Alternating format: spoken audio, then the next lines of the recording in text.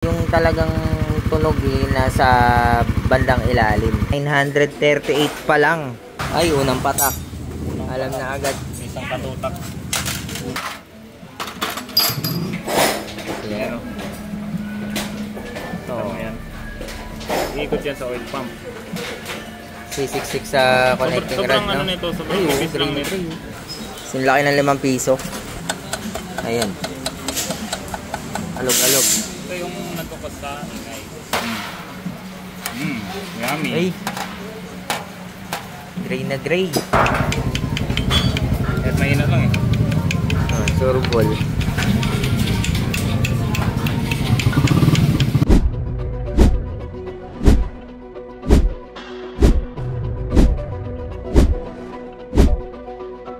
Right, Raider 150 Fi. So, na-diagnose na to ni boss. Batang-bata pa. At ang pag-diagnose niya, pinakinggan niya kanina. Ang problema na sa connecting rod, pakita natin sa inyo. At ang odo nito is 938 pa lang. No, bibiyakin na. So, yun yung sabi ni boss, bibiyakin daw. So, check natin yung tunog, no. Ayan. Kung maririnig nyo guys, yung talagang tunog nasa bandang ilalim, wala sa ibabaw, nandito sa ilalim. Ayan. Napakinggan nya. Tapos dito natin papwesto, wala. Pagdating dito, malakas. Okay. Yan. So, ang instruction dito ni boss is i-check muna natin ang clutch side. Then, next step na tayo para makita natin lahat isa-isa.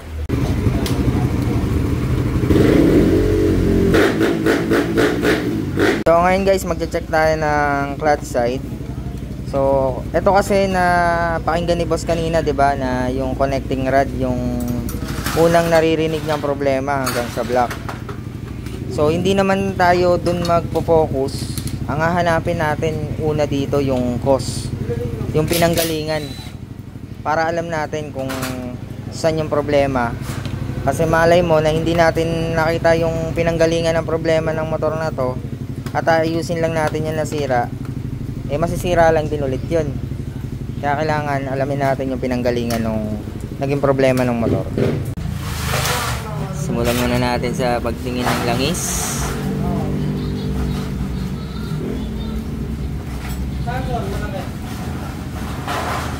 Ay, unang patak. Alam na agad. Isang katutak. Huli ka. Ay, no, gray oh. Anong cost niya? Sa clutch. Ang cost niya, sunog yung langis, pagka naputput yung clutch hub, dapat pressure. Ito aluminum to. Yan. Mga naputput na. Yung kulay gray na yan, no?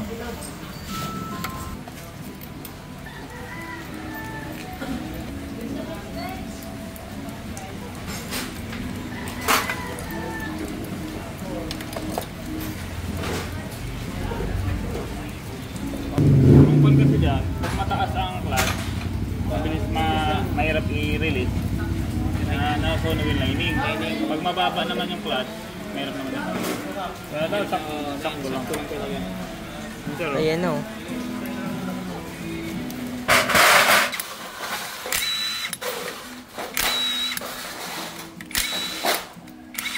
Simulan din mo dyan sa pressure. Ayan nga. Oo nga. Ayan ang tatawag na human error. Human error.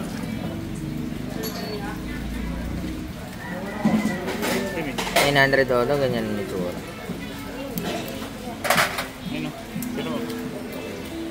Ayo. Sige, kalas-kalas. Dito pa lang eh.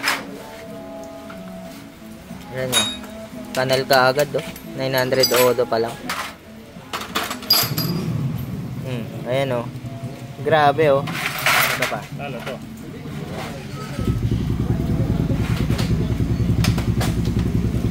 Grabe nga.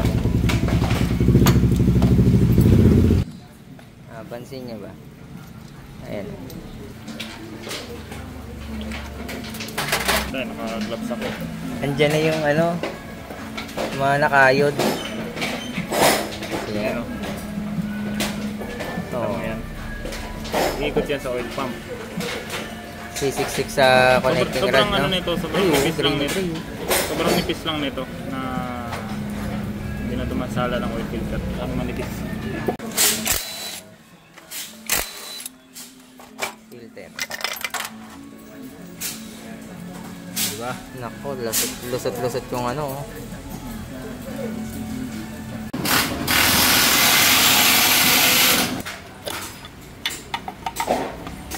Hanggang sa taas. Oo nga, itim hanggang taas. Hindi ba na itsura na ito? Yung camolder, iba na itsura. Hindi puti yan eh. Oh.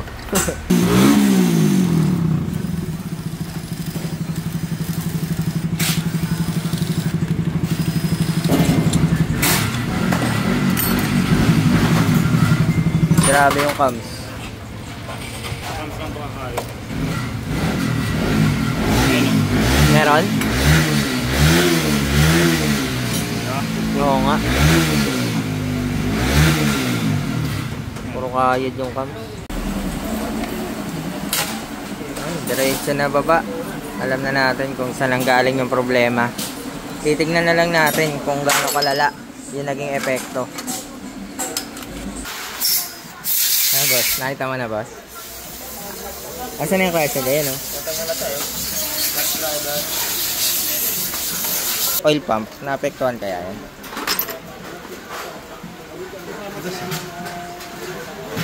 Madadaan sa linis yan, boss?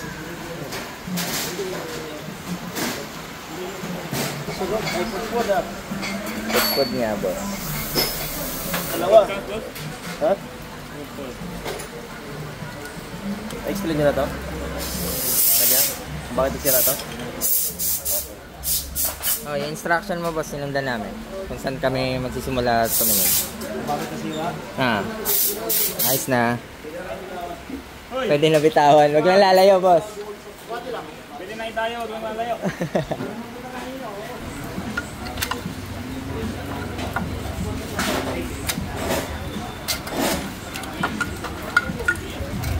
Basang-basa, oh. Sabihin, kasama yan. Kita na. Kita na agad dito. Siya dito sa kabila.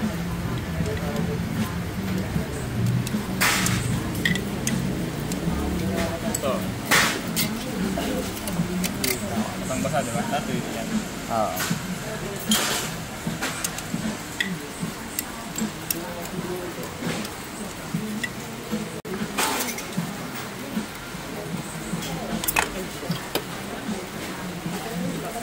Ano? Tama?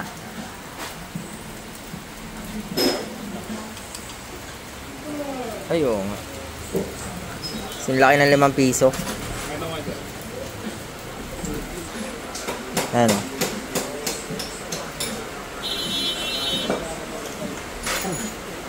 Sir, ito. Nakita mo? Oh, yan. Sinayod yan. Kaya boss, ano, nandun yan lang eh. Hindi po. Mamaya explain natin sa inyo. Pakita natin. Dito na tayo sa part ng connecting rod. Ito, Side plate. normal may side plate. Okay. Pero hindi naman yung ganyan para sobrang laki. Sobrang laki ng side plate. Ayan. Alog-alog. Ito yung nagkukos sa ingay. Yung nagkukos bakit umingay ito dahil yung calcium na po. Okay. Ito yung naririnig nating ingay, yung kalog-kalog na yun, no? Yung up and down niya. Okay ba? Positive siya. Oo nga, laki. Sir, explain ko sa iyo to, sir. Yung tanong mo kanina. Dito, kung bakit to nakayod. Nagkaroon ng kayod to dahil dito sa connecting rod. Kasi nga, ang laki na ng play niya. So, imbis na intact yung angat baba, siyempre may kalog yun. Kakayo rin talaga. Hindi na kasi straight yung galaw nung ano. So, kaya siya nagkaroon ng ganito kalaking kayod. 5 piso rin eh. SGP na ito nasa 16. Ito lang, 16,000. Ito pa. Medyo sa inyo. Ano, ang ilalagay muna natin para pasok sa budget mo, yung steel bore. So ito ibababa na natin to automatic. Papalitan natin tong connecting rod. So meron naman tayo naka-ready diyan. Pwede na halos kayo dito sa inyo. Oo. Pag nagbiyak tayo dito ng makina, kadalasan oras lang na ibabalik namin. Tulad ng iba, paghapon no. Yung iba kasi araw pa.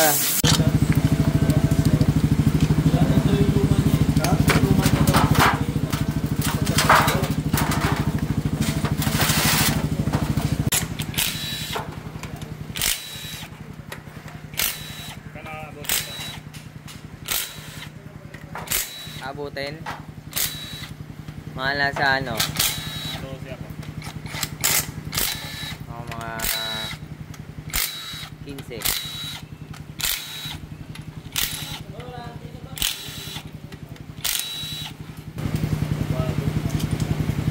Hindi nga daw alam boss kung sino yung clutch driver. Kung siya o yung pinagbilihan o yung pinagbilihan. Tatlong sa alin Pinagbilihan lahi. niya kasi ito.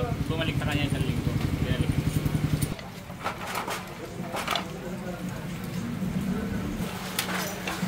Yun o. Yun o. Ipon no. Yummy. Ay.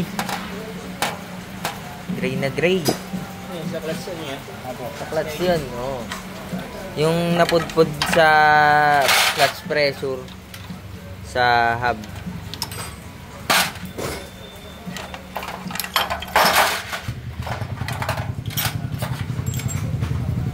Yun yung dahilan. Tapos sumiksik dito sa ganyan. Sa connecting rod. Kaya siya nagka-problema. Matunog na yan. Kahit mahina lang eh. Surbol. Guys, kalas na lahat. At observation na lang ng mga pyesa. Tapos lilinisin yan isa-isa. At yun, doon na tayo sa pagbuo at pagpalit ng mga kailangan palitan. 1 piece chicken nga po with extra rice na rin. Pasamahan na rin ng Coke float. Dumi. Ba't ganyan yan? Grabe. Yan talaga yung kumakapit sa no? Pag sumiksik yan dun sa connecting rod, talagang sira talaga, no?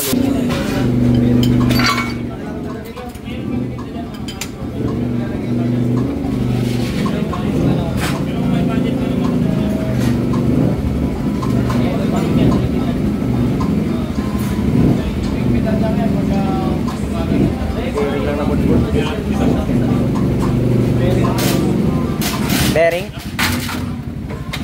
Yan, kayo dyan.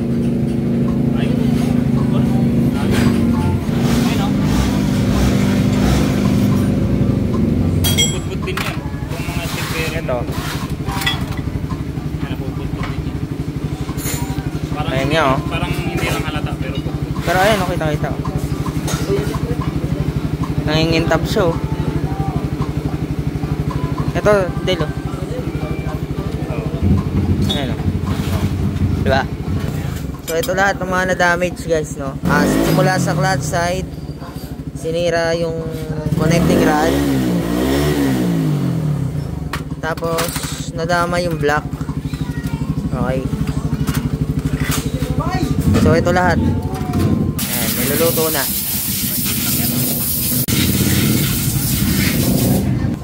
Good naman. Gaspang. Nalinis na yan. So, ito yung bago nating set ng sigunyal. So, ang nakakabit dito is Pyto na connecting rod.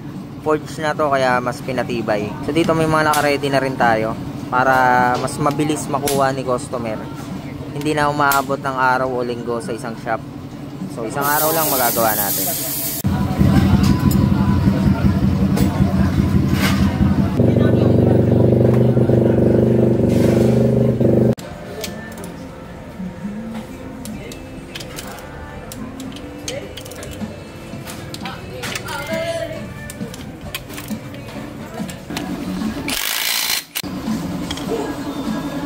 Okay. Okay. Smooth lang. Parison. Oh. Sa iba siguro, pwede pa to. Sa iba. Sa akin niya, pwede po eh. Ito. Ito sir. Ito, tingnan mo. Iyon, no? Pantay na, angat pa. Dito ka lang sir, makada. Stress na daw siya eh. Nagkisimuli yan doon. Papakalma. Mawalis kita sa labas.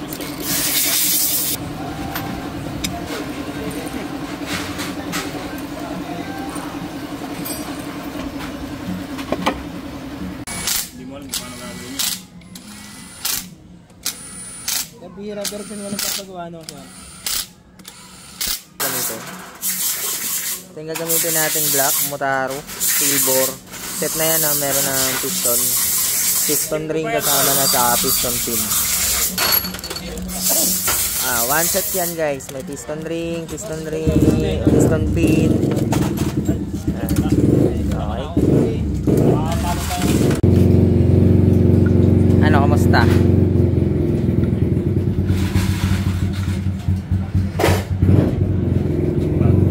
Magre-resume ka ba niyan? Magre-resume ka ba? Matik yan. Matik. Basta Okay. kailangan check yung hero. Binuksan mo na eh. Check mo.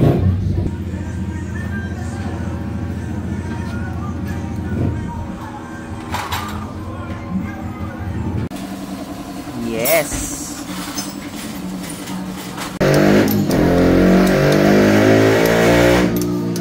Ilang newton meter dapat dyan din? Maximum 30. Maximum 30. 25 Newton meter na ako. 25 lang ang inano. Okay. Yan na guys, naisampa na. Naisampa na yung makina. At ayun na nga, pagkasampa na ito, observation na lang. Matik naman na yan, basta alam yung ginagawa. Sigurado nga andar at madali na ang obserbahan.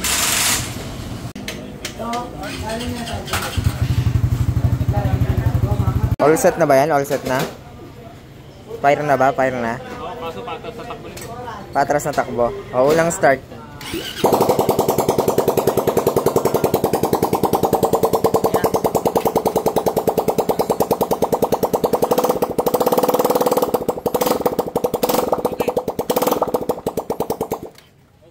Okay na.